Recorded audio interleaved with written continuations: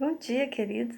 Estamos de volta, para mais um estudo sobre o Evangelho do Discípulo Amado, que é João, que conta o ministério de Jesus, segundo a sua versão, e nós já vimos, que ele é o único dos evangelhos que fala de Jesus desde o início, que era a palavra eterna habitou entre nós, desde a fundação do mundo, realmente comparando Jesus ao Pai, que os dois são uma pessoa só, A gente viu também a mensagem de João Batista, que era o precursor do ministério de Jesus, que falava sobre arrependimento, a gente pedir perdão e arrependimento dos pecados. Depois a gente viu que Jesus vai ao templo, ele também cresceu, e foi conforme os seus pais iam levando. Depois nós vimos o estudo de Jesus e Nicodemos, que queria saber como era nascer de novo. Depois sobre a mulher samaritana, que foi pegar água no poço e ele prometeu água viva, que ela nunca mais teria sede. A gente viu também que ele é o pão da vida e que o pão era o principal alimento daquela época, então ele fez essa analogia com ele, sendo o pão realmente. Depois nós vimos domingo retrasado, porque domingo passado foi a eleição, nós acabamos não tendo a lição, que sobre a mulher em julgamento, aquela mulher que foi condenada por adultério e que eles já haviam condenado a apedrejá-la segundo a lei da época, mas que Jesus a perdoou e disse para que ela não voltasse a cometer mais esse pecado, nenhum outro também. Hoje nós vamos ver que Jesus é o verdadeiro pastor, e que realmente significa pastor, que a gente não entende, Jesus conhece bem suas ovelhas e eles ouvem a sua voz e conhecem. A profissão de pastor naquela época era muito comum e as pessoas eram reconhecidas na sua riqueza conforme o número de ovelhas que eles tinham. Então, o pastoreio realmente era uma profissão popular e comum naquela época. E que as pessoas, em vez de hoje acumular dinheiro no banco, em ações, em imóveis, não, eles acumulavam em ovelhas. Quanto mais ovelhas eles tinham, mais ricos eles eram. E Jesus se compara a ser pastor de ovelhas, que é aquele que toma conta das ovelhas, E a ovelha é um animal muito simples, ele não sabe se defender, ele não sabe fugir das coisas difíceis, ele depende realmente do pastor para que ele possa sobreviver. Então a ovelha é um animal que depende do seu pastor, e um pastor cuida das ovelhas. E a ovelha aprende com o que o pastor ensina e elas ouvem a voz dele e se acostumam. Então ela só passa a obedecer à voz do pastor. Então quando Jesus se referia que ele era o pastor de ovelhas, é que ele cuida da gente. Ele queria mostrar para a gente que ele sempre usava as figuras, mais comuns da época para que as pessoas pudessem entender o que ele queria dizer e o que ele queria mostrar para a gente para que ele veio, Jesus veio para guiar, proteger, sustentar e dar vida, tá? Mas para viver esse nível mais profundo de relacionamento com o Salvador, a gente precisa ouvir a voz de Deus. Para que as ovelhas pudessem se afastar do perigo, elas precisavam ouvir a voz do seu pastor. Porque como elas eram indefesas, elas eram passivas, calmas, elas não sabiam o que era perigoso ou não. Então era o pastor que as conduzia. Assim também Jesus quer mostrar para a gente, E, por exemplo, eu vou falar aqui um exemplo para vocês. Se eu pegasse duas duplas, e cada dupla, uma pessoa ficasse vendada ao olho e marcasse um percurso. E quem chegasse primeiro nesse percurso venceria, Mas só que nesse percurso teria alguns obstáculos, às vezes perigosos, às vezes difíceis, outros fáceis.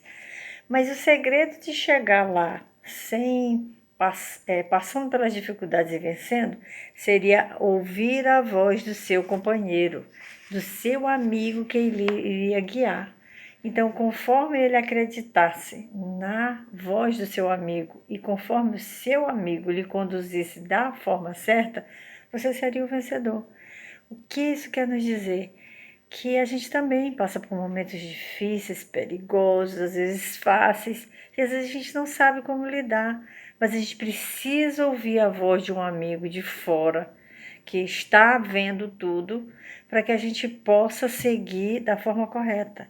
E esse amigo que quer se apresentar é Jesus, mas eu preciso ouvir a sua voz, né? E como é que eu ouço a voz de Deus, né? Eu preciso eu sei que a gente vai ter medo de passar por alguns obstáculos da vida. A gente vai precisar identificar a voz do amigo. E algumas coisas às vezes atrapalham a gente de ouvir essa voz, né? E isso nos mostra que essa sensação que a ovelha, que as pessoas têm de transitar cego, são as mesmas sensações que a gente tem e eram as mesmas sensações que as ovelhas tinham. Elas eram guiadas apenas pela voz do pastor, né? E é isso que Deus quer que a gente entenda. E para que a gente entenda a voz de Deus, a gente precisa conhecer. Como é que eu posso conhecer? Eu não convivi com Jesus por causa do pecado, o homem se afastou tanto de Deus que Deus já não fala diretamente como falava com Adão no paraíso. Às vezes falava com Moisés, né, que falou face a face com Deus, só que não viu a sua face, né, porque todos que olharem Deus morrem, até quando chegar o juízo final, que acabará isso. Então, a gente precisa conhecer a sua palavra. E onde está a sua palavra? Na Bíblia. A Bíblia é a palavra de Deus. Por isso a gente deve conhecer, para que ninguém engane a gente, nem ensine o que é errado, né? E assim como o pastoreio naquela época era muito comum entre os judeus, eles eram nômades, tá? Isaac, Abraão, Jacó, tudo era um pastor de ovelhas. Mas eles iam para essa terra aqui, aí acabava o pasto, já estavam em escassez de água, eles iam para outra terra. Então eles estavam sempre andando, todo o tempo para procurar alimento para as ovelhas. E quando era para guardá-las, eles sempre paravam e as guardavam em um lugar seguro. Geralmente era uma caverna. E essa caverna ele colocava todas as ovelhas dentro e na porta o pastor ficava guardando. Então Jesus se mostrava como a porta de entrada, a porta que guarda, né? E quando vinham os ladrões e salteadores, que era muito comum aparecer urso, leão, para comer as ovelhas, o pastor é que as guardava e estava na porta vigiando, né? E esses animais eram muito importantes naquela época, né, na sociedade judaica, especialmente os cordeiros, porque eram eles que eram levados para sacrifício no templo e pelas celebrações, como a Páscoa, com as festas que tinham, né? E pastorear a ovelha era um trabalho muito popular lá, era muito comum, né? Que hoje já não é tanto. Então, por isso Jesus usou essa comparação para ensinar o seu caráter divino sobre a sua missão aqui na Terra, porque ele veio guardar, proteger, suprir, ele veio realmente com sustentar e guiar a gente para que a gente não caia nos momentos difíceis, né?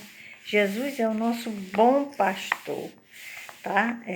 Todas as ovelhas, como eu falei para vocês, eram guardadas por uma porta.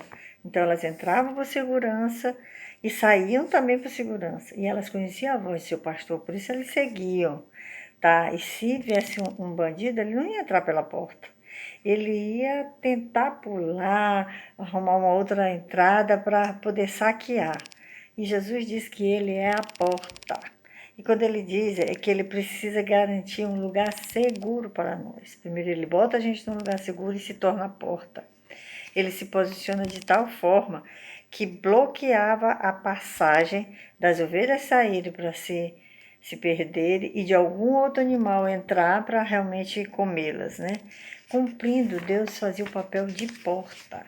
Quando a gente entra por uma casa pela porta é porque a gente é o dono da casa ou a gente foi convidado. Os ladrões não entram pela porta, eles entram pela janela, pelo telhado, pelo muro, ou se entram pela porta quebrando fechadura de forma que não é a forma correta, né? E Jesus quer mostrar para a gente que ele é um pastor enviado por Deus para garantir a vida, segurança e proteção ao seu povo. Assim como o pastor fazia isso com a ovelha, Jesus é o nosso pastor e faz isso com a gente. mas Jesus quer dizer que ele é um bom pastor, tá? E havia diferença entre o pastor e o empregado pago para cuidar da ovelha. Porque o pastor estava pronto, ele se envolvia pessoalmente com as ovelhas, ele cuidava, ele marcava, ele provia alimento, ele protegia. Já o empregado, simplesmente quando aparecia algum perigo, ele fugia, ele tentava livrar sua pele e falava que não tinha tido condições de lutar. Essa é a diferença, né? Mas para nós, nós somos como ovelhas para Deus. E para Deus, Ele é o bom pastor. Por isso que Ele diz que nós estávamos desgarrados como ovelhas sem pastor, né? Que diz na Bíblia. Não tinha quem cuidasse da gente. Então, os homens tinham o compromisso de cuidar da ovelha, mas sendo ele o pastor, quando ele era só empregado, ele não colocava isso em primeiro lugar, né?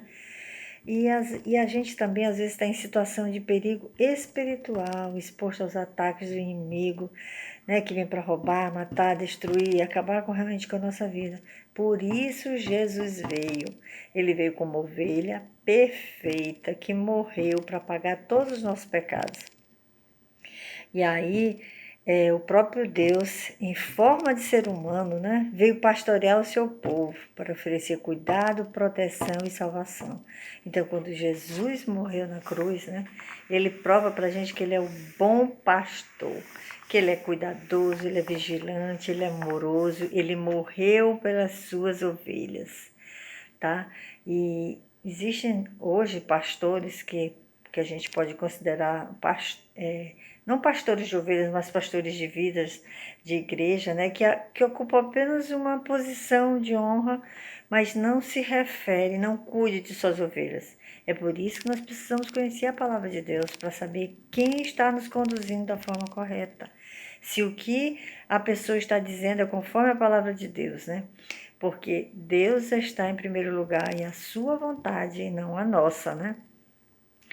O trabalho do pastor era muito intenso, realmente, né? Ele acompanhava a ovelha desde o nascimento, né? Garantindo comida para elas, quando elas nem sabiam ainda o que era comer.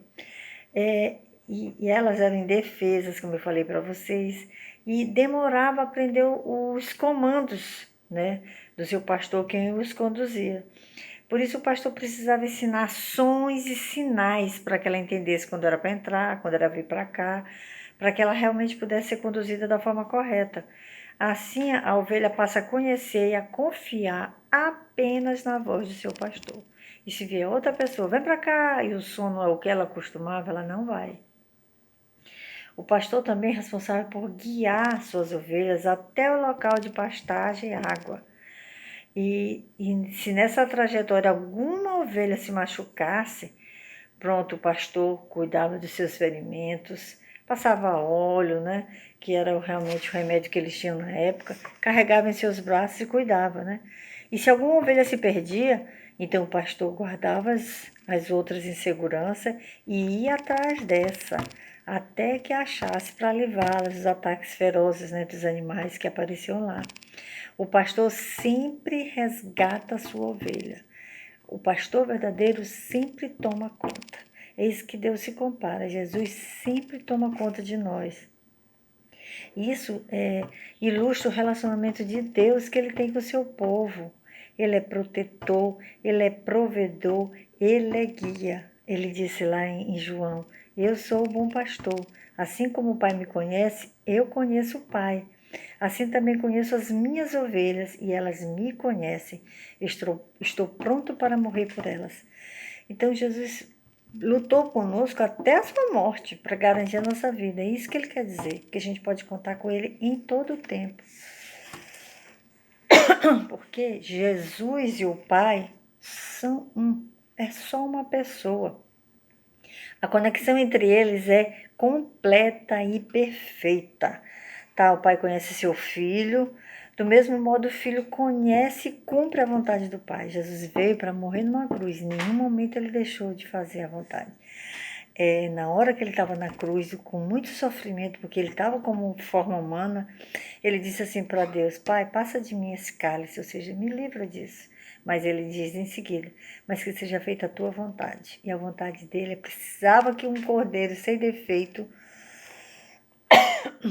morresse para que pudesse ser perdoado todos os nossos pecados. E ele cumpriu o propósito de Deus. A comunhão entre o Pai e o Filho exemplifica a comunhão que Deus quer ter com o seu povo. Essa comunhão que Ele quer que a gente tenha com Ele, dele proteger a gente, dele prover a gente, dele guiar a gente, tá? E a gente não, por intermédio de Jesus, todos que se tornam filhos de Deus mediante a fé, podem conhecer o Pai. Para identificar a voz de Deus como uma ovelha, ouve a voz do seu pastor. É necessário que a gente conheça a Deus. E como eu falei para vocês, como é que a gente faz isso?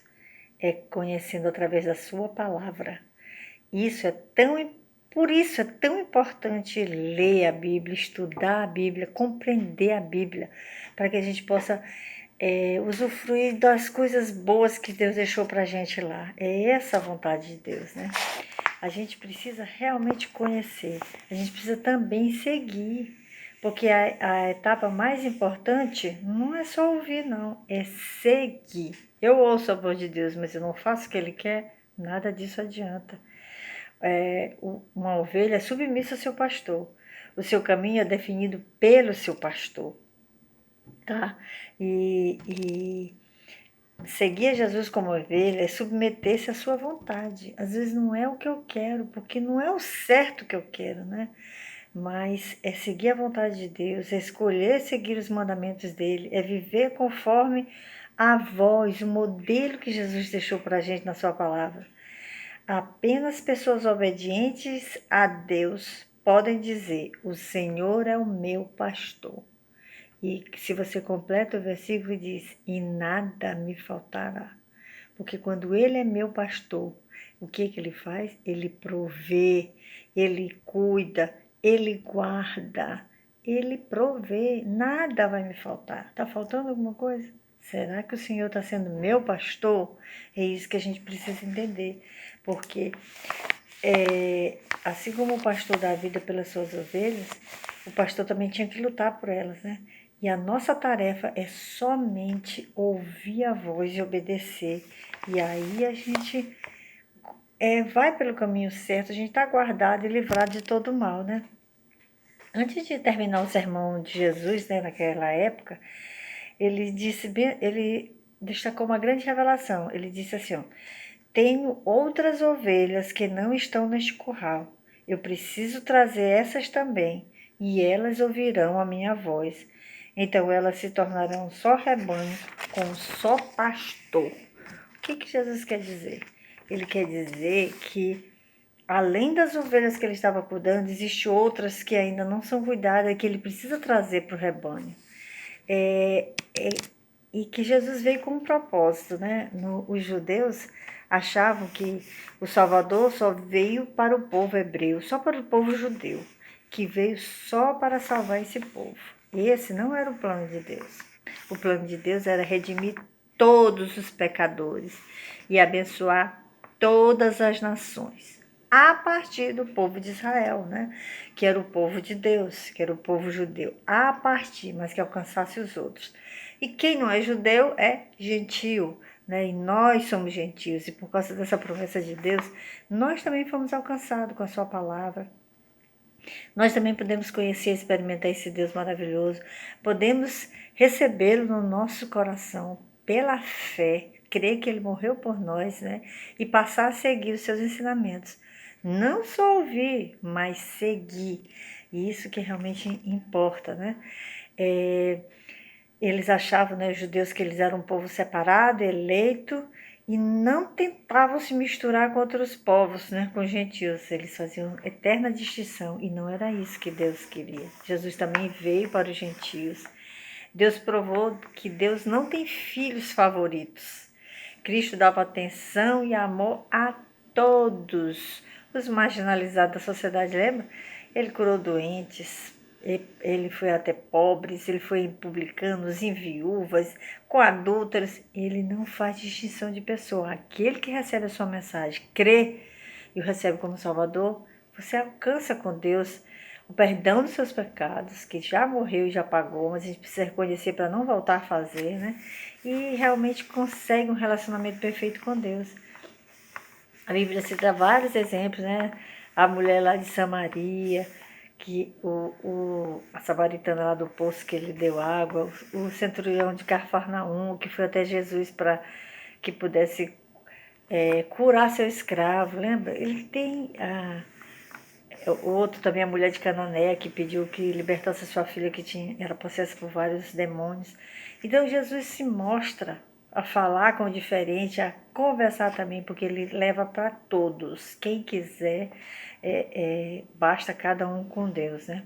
O evangelho veio também para os gentios. Jesus ordenou que seus discípulos anunciassem o evangelho a todas as nações, não só judeias, não só samaritanas, mas a todas as nações. A gente viu Pedro, né, que foi alertado em sonho, que não deveria rejeitar nenhum gentio. A gente viu Paulo, que cuidou de muitas pessoas que não eram judias, né? Ele viajou em diversas cidades, né? O Espírito Santo veio também para os gentios, né? No Pentecostes, quando o Espírito Santo desceu, alcançou todos que estavam lá, porque tinham várias pessoas de várias nações. E elas começaram a glorificar a Deus na sua língua, né? E foi um ato assim grandioso para que a gente visse que Deus também usa os gentios, né? E a promessa que ele deixou com o batismo do Espírito Santo destina-se a todos os que creem, não só judeu, não só gentio, mas todo aquele que crê em Jesus, ele recebe a promessa do Espírito Santo, que vai ser selado e vai ter um encontro, pessoal, depois que acabar essa vida aqui, a gente vai se encontrar com Deus, né? De modo que fica clara que a salvação é dada por Jesus e ela está disponível para todos, independente de cor, raça, credo, condição social, nada. Você só precisa crer e se apossar, né? Cristo une os diferentes. A gente viu que ele falou com ricos, com ladrões, com adúlteros, com pobres. Ele veio para pregar sobre o Pai, sobre Deus, sobre o seu amor, né? Nós precisamos apenas aprender a conviver com essas diferenças e valorizá-las. Jesus veio para unir pessoas diferentes debaixo do amor e da graça de Deus. Eu não tenho que dizer porque se é pobre eu não me uno, porque se é negro eu não me uno, porque se é branco eu não me uno, porque se não tem uma condição social, não é bem visto. Não, Deus veio para todos. É preciso somente que a gente creia nele e o receba como Salvador. E aí a gente se torna filho de Deus. E além de ouvir, a gente precisa principalmente seguir.